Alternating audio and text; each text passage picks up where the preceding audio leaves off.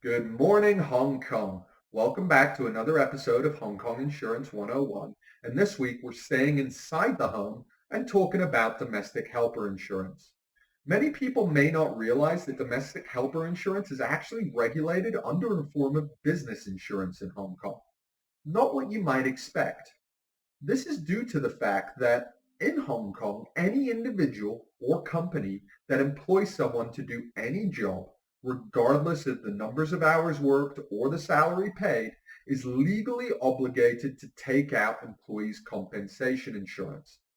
Now, we talked about employees' compensation insurance back in episode 4, but a really quick recap is that this type of insurance will protect your liability as an employer towards your employee in the event that the worker suffers a work-related accident or injury.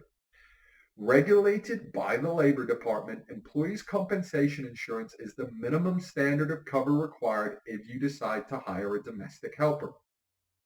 You're not going to be able to avoid this, as you will need to prove that you have EC cover for your helper when obtaining a work visa. However, as per the legal structure and the contract terms of employing overseas domestic workers in Hong Kong, you're also responsible for the costs of your helper's healthcare should they fall sick. And it's really important to understand that this can occur outside of their work duties. For example, seasonal flu, bronchitis, and heart attacks would require you to cover the costs of medical care. While Hong Kong does have an exceptional public healthcare system, even if your helper goes to a public hospital, you would have to cover the costs of treatment. Due to this, many domestic helper insurance products in Hong Kong will actually include an option for additional health insurance cover.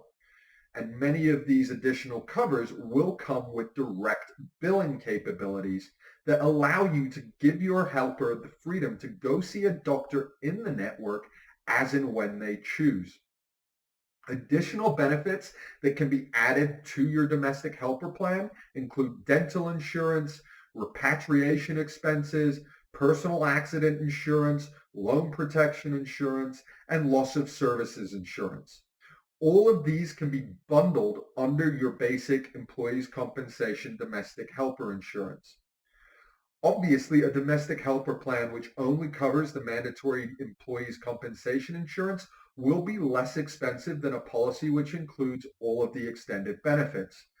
But in terms of utility and the time that you're going to be taken out of your day to manage all the niggling issues as and when they evolve, you're probably better off fully insuring your risks and liability towards your employee with a comprehensive policy that includes a range of umbrella benefits.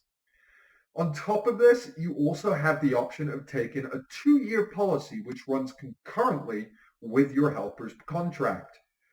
This will be more expensive than a 1-year plan, but cuts down on your admin and allows you to deal with both your insurance responsibilities and your helper's visa at the same time.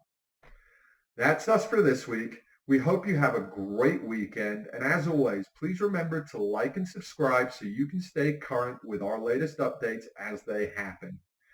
And don't forget, if you've got any questions about insurance in Hong Kong, just ask CCW. We're simplifying your insurance.